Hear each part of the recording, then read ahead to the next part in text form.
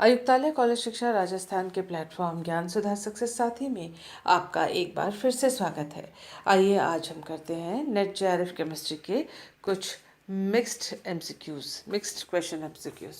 तो आप देखें कि सबसे पहला जो क्वेश्चन उसको करने से पहले याद कर लेते हैं 13C NMR वैल्यूज़ के बारे में कुछ बातें। 13C NMR वैल्यूज़ में जो कार्बन के जो वैल्यूज़ हैं एब्जॉर्प्शन वैल्यूज़, तो उसमें हम देखें कि more shielding of the nucleus by electrons, कि जितना ज़्यादा जो कार्बन की बात कर रहे हैं, कार्बन 13C NMR की बात कर रहे हैं, तो कार्बन के न्यूक्लियस की बात कर रहे हैं, उसकी जितनी ज़्यादा शील्डिंग होगी, यानी वो जितना इलेक्ट्रॉन्स से घिरा हुआ रहेगा, और डेल वैल्यूज़ जो हैं उतनी कम होंगी। साथ ही अगर कोई ऐसा प्रोसेस हो सकता है जिससे इलेक्ट्रॉन्स, जैसे C डबल बॉन्ड O है, उससे इलेक्ट्रॉन्स ऑक्सीजन की ओर पाई बॉन्ड के ले रहा है ऑक्सीजन, जिसके कारण से जो कार्बन है उसके ऊपर इलेक्ट्रॉन की डेंसिटी हो जाती है कम। ऐसे में जो डेल वैल्यू जो है वो बढ़ता जाएगा, यानी इलेक्ट्रॉन का घनत्व अगर न्यूक्लियस के चारों ओर बढ़ता है तो डेल वैल्यूज़ लो होंगी। इसका उल्टा होता है, यानी इलेक्ट्रॉन्स का घनत्व घट जाता है तो डेल की वैल्यूज़ जो है वो बढ़ जाएंगी। इन बातों को ध्यान में रखते हुए आप देख सकते हैं कि डेल के वैल्यूज़ जो है कार्बोनिल ग्रुप के लिए वो काफ़ी ज़्यादा है। यहाँ जो स्केल दिखाया हुआ है डेल वैल्यूज़ का, आप देख सकते हैं कि जो कार्बन है उसके जो डेल का वैल्यूज़ है 220 200 के रेंज में, डेल्टा के रेंज में ये वैल्यूज़ आती हैं। आइए करते हैं हम अपना पहला question. The natural product that gives a signal at delta 218 ppm in its 13C NMR spectrum is alpha pinene, beta, the B is camphor, C is geraniol, and carvone. तो this is alpha pinene, this is camphor, this is geraniol, and this is carvone. तो इसमें आप देख सकते हैं कि जो 218 का डेल है वो कार्बोनिल ग्रुप के लिए है, तो जो अल्फा पाइनीन और जिरेनियल इसके अंदर इंक्लूड नहीं हो रहा है। शक होता है कि कैम्फर देगा या फिर कार्बोन देगा। तो इसमें आप ध्यान से देखें तो ये अल्फा बीटा अनसैचुरेटेड कीटोन है, इसमें रेजोनेंस हो सकता है और अधिक प्रबलता से, जिसकी वजह से जो है ये C डबल बॉन्ड O न रहकर ये सिंगल बॉन्ड O और O- में परिवर्तित हो जाएगा, क्योंकि इलेक्ट्रॉन्स का विस्थापन इस प्रकार से हो रहा है जैसा कि इन तीर के निशान या एरोज के द्वारा दिखाया जा रहा है।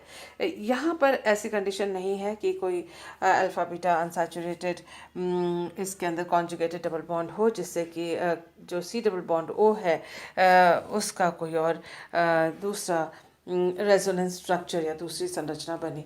तो ऐसे में C डबल बॉन्ड O का जो कैरेक्टर यहाँ ज़्यादा होगा और C डबल बॉन्ड O का जो कैरेक्टर यहाँ पर सिंगल बॉन्ड हो जाकर, और इस तरह से प्लस एंड माइनस ये सिस्टम यहाँ पर ज़्यादा इफ़ेक्टिव होगा। इस वजह से जो इसमें 218 डेल पे जो वैल्यू आएगी वो कैम्फर की होगी, ना कि कार्बन की। सो इस वजह से जो ऑप्शन है करेक्ट आंसर है, दैट इज आंसर बी, जो कि कैम्फर के लिए है।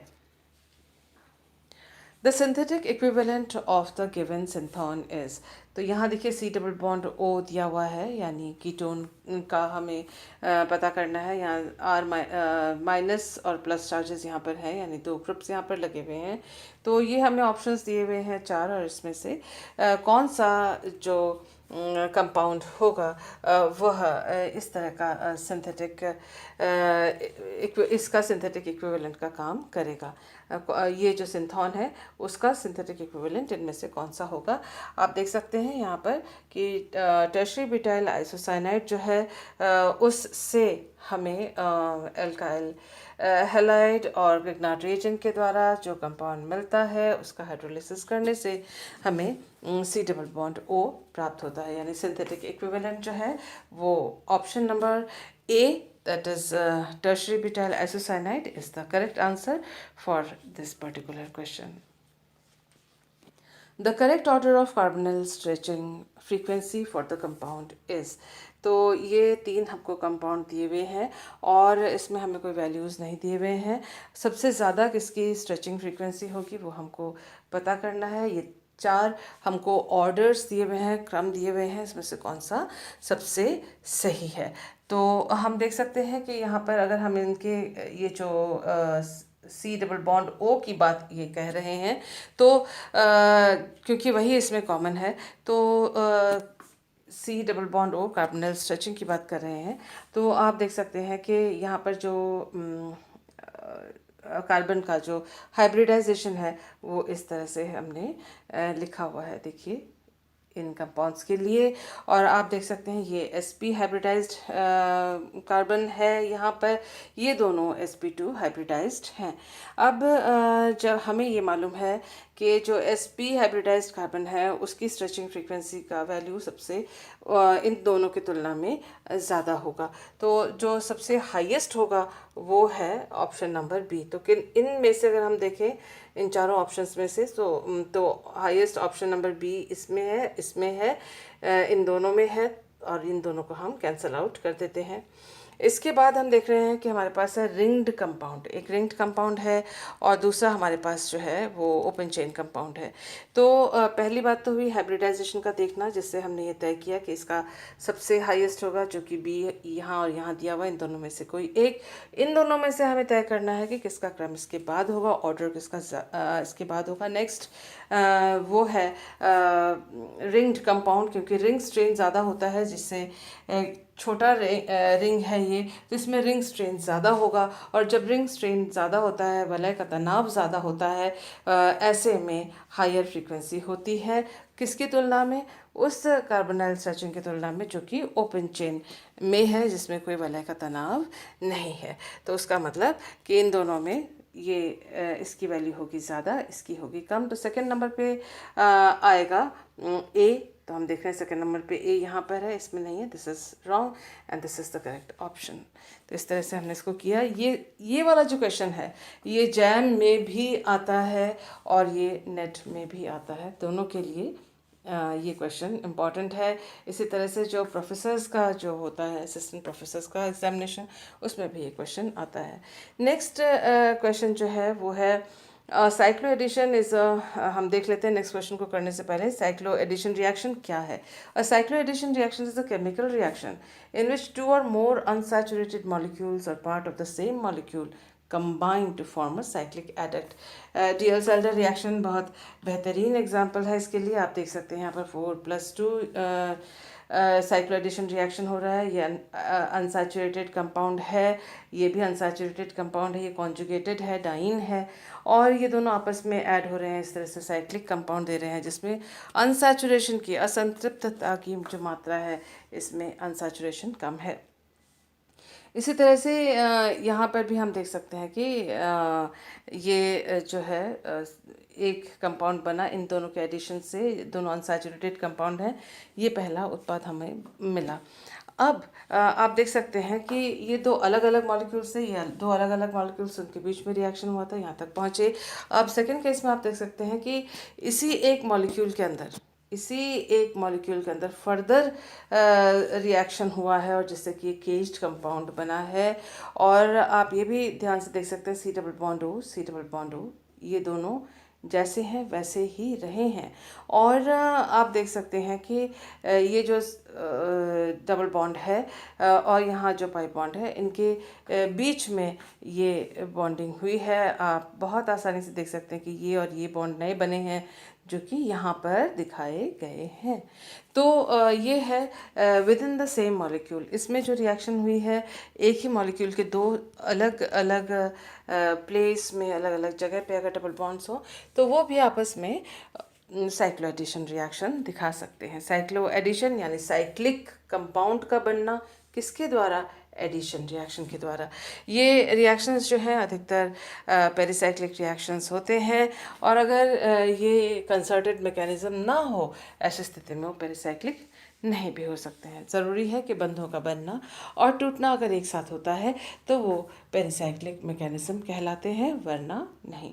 एक और रिएक्शन है जो कि इसका उल्टा है, साइक्लो एडिशन रिएक्शन हमने अभी पढ़ा था, उसका जस्ट रिवर्स है साइक्लो रिवर्शन। जैसा कि रिवर्स इसमें वर्ड है उससे हमें पता पड़ता है, यानी जो इस तरह के कंपाउंड्स हैं वो साइक्लो एडिशन के बाद जो साइक्लिक कंपाउंड्स मिलते हैं उन वो ब्रेक हो जाते हैं और वापस आप देख सकते हैं ऐसे कंपाउंड देते हैं जिनमें डबल बॉन्ड की मात्रा अधिक हो, जिनमें कोई वलय टूटा हो, और इस तरह के रिएक्शंस को हम साइक्लो रिवर्शन कहते हैं, जो साइक्लो एडिशन रिएक्शन के उल्टा रिवर्स होते हैं। चलिए इन दोनों बातों को ध्यान में रखते हुए, the following transformation involves series of, तो ये रिएक्शन हमको इन्होंने दिया हुआ है और हमसे पूछा गया है कि ये जो रिएक्शंस हैं उनमें इनमें से क्या इसके अंदर हो रहा है। देखिए जहाँ पे भी अभी जैसे हमने अभी एक रिएक्शन देखा था, 2 बार इसमें रिंग क्लोजर हुआ था, तो इसके अंदर साइक्लो एडिशन रिएक्शन तो है ही। साइक्लो एडिशन रिएक्शन का हमारे पास जो ऑप्शन है वो सिर्फ ऑप्शन नंबर बी में है।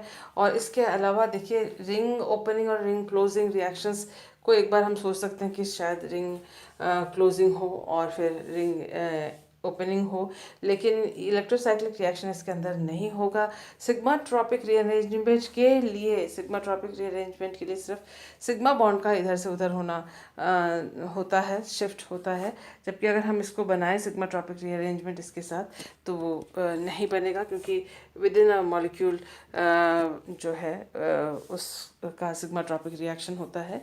तो इन सभी ऑप्शंस को अगर हम देखें तो हम देखेंगे कि सिर्फ जो ऑप्शन नंबर बी है वो करेक्ट इसमें बैठता है। किस तरह से उसको देख लेते हैं यहाँ पर। तो आप देखें कि ये हमने एक सबस्ट्रेट लिया और उसका जो दूसरा रेजोनेटिंग फॉर्म है वो ये रहा, इसके साथ एडिशन किया और एडिशन साइक्लो एडिशन रिएक्शन होने के बाद ये कंपाउंड बनता है। इसको अगर आप अपने हाथ से इसको प्रैक्टिस करेंगे तो बेहतर होगा। और फिर आप देख सकते हैं कि साइक्लो रिवर्शन हुआ है और जिससे कि जो ये बॉन्ड्स दोनों हैं ये टूट जाते हैं, तो CO2 इसमें से निकल जाता है। ये जो बॉन्ड है वो कंटिन्यूटी में है, below the C double bond के प्लेन के नीचे से है। और आप देख सकते हैं कि फिर इसके अंदर दोबारा एक ही मॉलिक्यूल के अंदर इसको इस प्रकार से लिखा गया है, एक ही मॉलिक्यूल के अंदर इसमें साइक्लो एडिशन रिएक्शन हुआ और इस तरह का एक केज्ड कंपाउंड जो है वो बना है। तो यही कंपाउंड है जो हमें ऑप्शन में दिया गया था।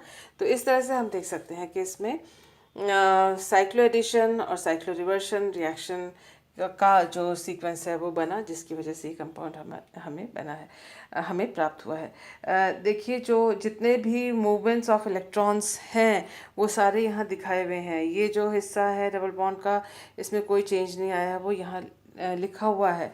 तो आप इसको एक बार हाथ से ट्राई करें लिख कर, तो नए बॉन्ड्स बनना और पुराने बॉन्ड का टूटना आपको पता पड़ जाएगा। जैसे ये डबल बॉन्ड है वो सिंगल में कन्वर्ट हो गया है, जैसा कि आप देख सकते हैं इस जगह पे ये डबल बॉन्ड से सिंगल बॉन्ड, सॉरी ये है डबल बॉन्ड से यहाँ पर देखिए आप सिंगल बॉन्ड है इसके अंदर, और नाइट्रोजन के पास सिंगल बॉन्ड ही था, वो यहाँ पर ही है इन दोनों के बीच में।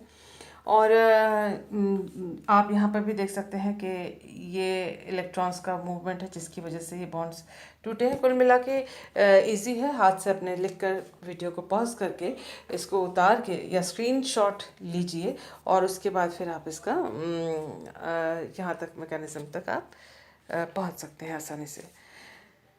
The correct order of pK value of the following compound is, देखिए इस तरह का जो क्वेश्चन होता है वो अक्सर जैम RPSC के एग्जामिनेशन में, यानी असिस्टेंट प्रोफेसर के एग्जामिनेशन में और नेट में पूछा जाता है एसिडिटी। तो इन्होंने PKA वैल्यू पूछी है। देखिए PK वैल्यू के इन्होंने यहाँ पर ऑर्डर चार्ट दिए हुए हैं, हमको इनमें से जो करेक्ट ऑर्डर है वो उसको ढूंढ के निकालना है। मोर एसिडिटी लो PKA, ये हमको मालूम है कि KA वैल्यू ज़्यादा है, तो जो एसिडिटी ज़्यादा होती है तब KA वैल्यू ज़्यादा होती है, ये हमको मालूम है। तो KA वैल्यू अगर ज़्यादा है तो पी के ए वैल्यू जो है वो घटती हुई होती है, क्योंकि माइनस लॉग होता है पी के, ये आपको अच्छी तरह से पता है। सो नाउ इन्होंने पूछा है ये क्रम इनमें से कौन सा करेक्ट है। तो के ए या पी के है। पी के ए पता करने के लिए हमें इसमें से प्रोटॉन, इन सब में से प्रोटॉन निकालना होगा। प्रोटॉन निकालने के बाद जो मध्यवर्ती बनता है वो जो उसकी स्टेबिलिटी जितनी ज़्यादा है के ए वैल्यू ज़्यादा होगी और पी के ए उसकी वैल्यू कम होगी। तो देख लेते हैं कि कौन से जो मध्यवर्ती बन रहे हैं प्रोटॉन निकलने के बाद उनकी स्टेबिलिटी क्या है। तो जितना हाई के ए उतनी ज़्यादा एसिडिटी और उतना ही कम पी के ए, इस बात को ध्यान में रखते हैं। पहले वाले जो नंबर ए है उसमें से हमने प्रोटॉन निकाला तो यहाँ पर माइनस चार्ज आया। 4 पाई इलेक्ट्रॉन सिस्टम है, क्योंकि 2 पाई इसके लिए एंड 2 पाई इसके लिए, 2 एंड 2 4 पाई इलेक्ट्रॉन्स हैं। कॉन्जुगेटेड सिस्टम है ये, प्लानर है ये, तो इलेक्ट्रॉन्स का डिलोकलाइजेशन होगा। और 4 पाई सिस्टम इलेक्ट्रॉन का डिलोकलाइजेशन होगा तो वो एंटी एरोमेटिक होता है, यानी ये अनस्टेबल होता है। यहाँ देखें इसमें से एक प्रोटॉन निकला तो हम देखेंगे कि यहाँ माइनस चार्ज रहा, तो इसके लिए 2 पाई इलेक्ट्रॉन्स इसके लिए होंगे, इसके लिए 2 और इसके लिए 2, तो टोटल 6 पाई इलेक्ट्रॉन्स इसके प्रोटॉन लॉस करने पर होंगे। ये कॉन्जुगेटेड सिस्टम है, प्लानर है, समतलीय है, तो उसका मतलब इसमें इलेक्ट्रॉन का डिलोकलाइजेशन होगा। ये एरोमेटिक है तो ये काफ़ी स्टेबल सिस्टम, यहाँ न लिख के इसको, ये काफ़ी स्टेबल सिस्टम होगा। यहाँ नॉन कॉन्जुगेटेड इस वाले में देखिए ये माइनस चार्ज एक प्रोटॉन के लॉस से होगा। 1 2 3 4 5 6 एंड 7 8, तो 8 पाई इलेक्ट्रॉन्स इसमें इस सिस्टम में है। ये कॉन्जुगेटेड है, लेकिन क्योंकि नॉन प्लानर होता है ये वाला सिस्टम अधिकतर, तो ये नॉन एरोमेटिक होगा।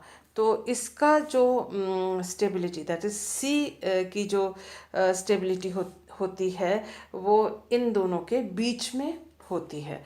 तो इसमें हम एक नज़र में, पहली नज़र में देख लेते हैं कि सबसे ज़्यादा अनस्टेबल जो है ये है, यानी इससे इसके प्रोटॉन डोनेशन से जो साइक्लोप्रोपीनियम एनायन बनता है वो सबसे ज़्यादा स्टेबल है इन तीनों के एनायंस, इन तीनों एनायंस में से। तो सबसे ज़्यादा अनस्टेबल है, सबसे ज़्यादा अनस्टेबल है तो कम बनेगा तो कम के ए वैल्यू होगा, कम के ए वैल्यू होगा तो हाई पी के ए वैल्यू होगा। तो ए की वैल्यू जो है पी के ए की सबसे ज़्यादा होगी। और आप देख सकते हैं यहाँ पर ये ऑप्शन है और ये ऑप्शन है जहाँ जो करेक्ट ये हो सकता है। बाकी इन दोनों ऑप्शंस को हमने किया कैंसिल। ओके, सबसे ज़्यादा स्टेबल इसमें से अब कौन सा है? सबसे ज़्यादा स्टेबल है ये सिस्टम, क्योंकि 6 पाई इलेक्ट्रॉन्स का सिस्टम है तो इसकी के ए ज़्यादा होगी, यानी पी के ए सबसे कम होगी। तो ये कहाँ पर है? बी। तो बी की पी के सबसे कम है, तो ये रहा बी की पी के सबसे कम है। बाकी सारे ऑप्शंस कैंसिल हो जाते हैं, ये करेक्ट है। देखिए इस क्वेश्चन को करने का एक और ये थोड़ा लॉन्ग मेथड हो गया।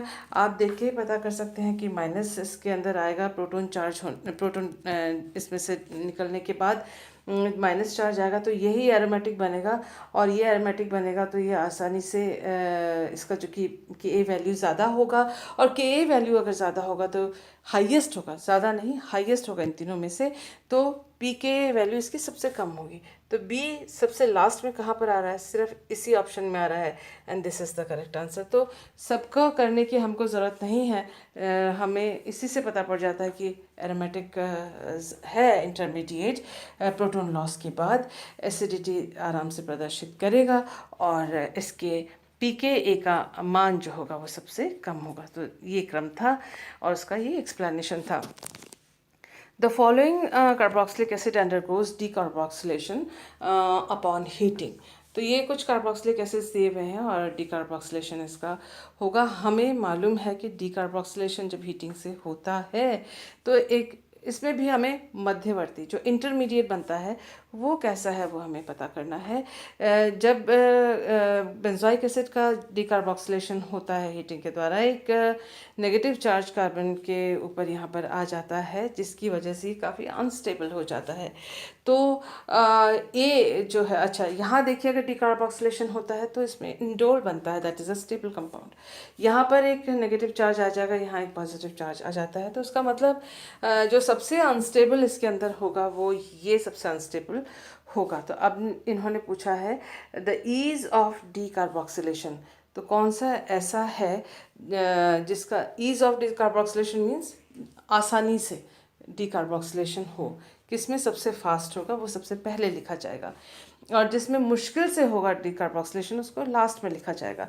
तो ए जो है वो लास्ट में लिखा हुआ होना चाहिए। यहाँ सी लिखा हुआ है, यहाँ ए लिखा हुआ है, यहाँ बी है और यहाँ बी है, तो ये सारे नहीं होंगे। Only this is the correct answer, that is the option B. So let us see how it is happening. तो इस प्रकार से आपके स्क्रीन पे आप आंसर देख सकते हैं, और आप देख सकते हैं कि ये मध्यवर्ती बनते हैं। जो मध्यवर्ती बनता है वो जितना अनस्टेबल होगा वो रिएक्शन उतनी ही मुश्किल से होगी। तो यहाँ पर आप इस क्वेश्चन के लिए देख सकते हैं कि ये जो मध्यवर्ती यहाँ बन रहे हैं, इसमें सबसे ज़्यादा जो स्टेबल है वो इस केस में है। तो इसीलिए ये जो ईज ऑफ डिकार्बोक्सिलेशन यानी मध्यवर्ती जो बनेगा उसकी अस्थायित्वता को देखते हुए, उसके अनस्टेबिलिटी को देखते हुए, ये this is the correct option, क्योंकि इसका जो मध्यवर्ती बनेगा वो लीस्ट स्टेबल होगा और इसका जो मध्यवर्ती बनेगा वो ज़्यादा स्टेबल होगा। So this is the correct answer and this is the explanation for it. Thank you for being with me.